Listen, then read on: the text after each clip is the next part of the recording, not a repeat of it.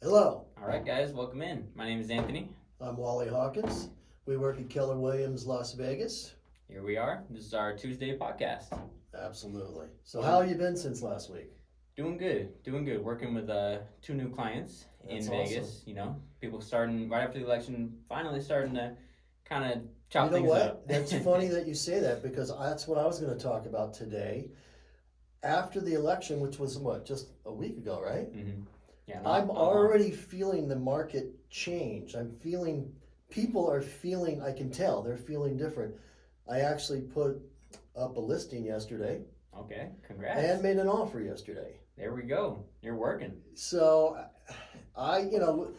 as we were heading into the election and whatnot, and I was talking to all my clients like you, everybody saying, oh, we want to wait till after the election, oh, we want to wait till the new year.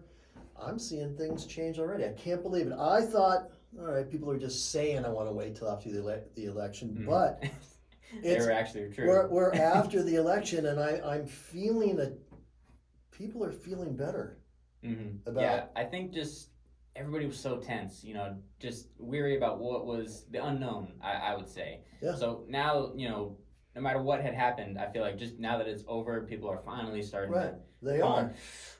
to calm down a little bit, I mean, take a deep breath. I couldn't believe it that this week I had those two different transactions, both in Las Vegas, not pahrump, both in Vegas. But I wanted to talk a little bit about Las Vegas. I went to the Sphere for the first time a couple of Okay. days ago and saw the Eagles concert. How was that for you? I have to admit, I didn't really want to go.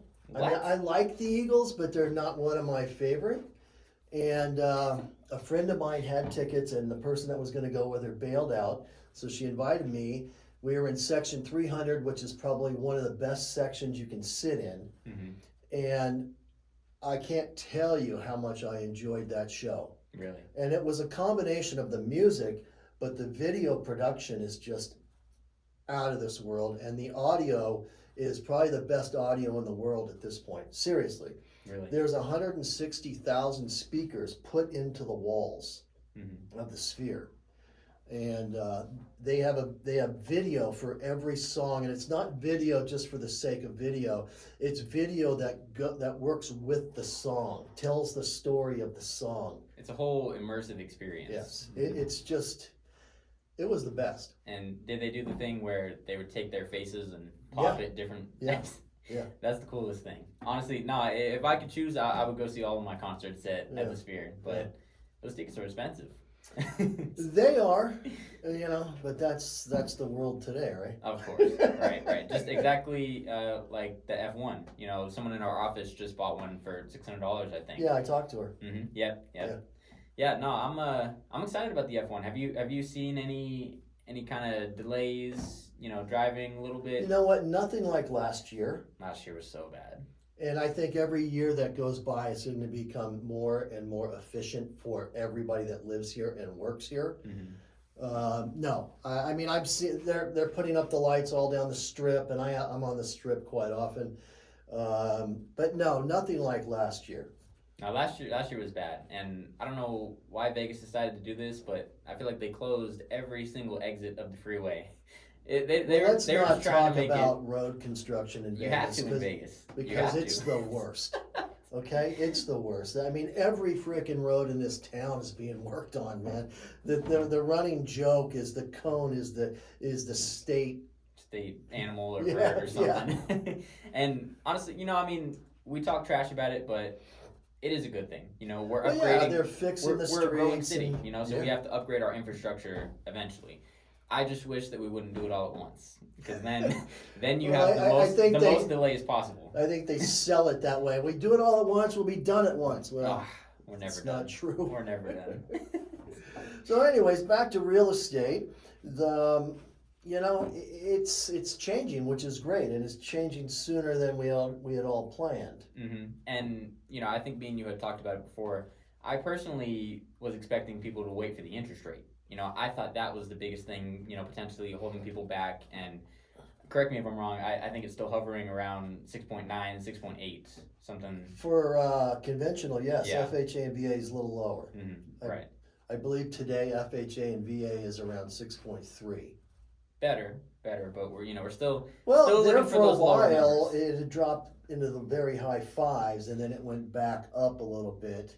And I think we're going to see an up and down thing with the interest rate for the next few months, maybe even the next 6 months, Really.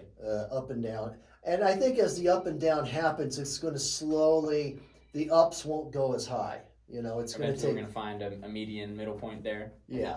Okay. I think that's how it's going to play out as we go into the new year, new administration, new everything. I think people are getting, well, there's a lot of inventory out there. I mean, people are going to start buying. For sure.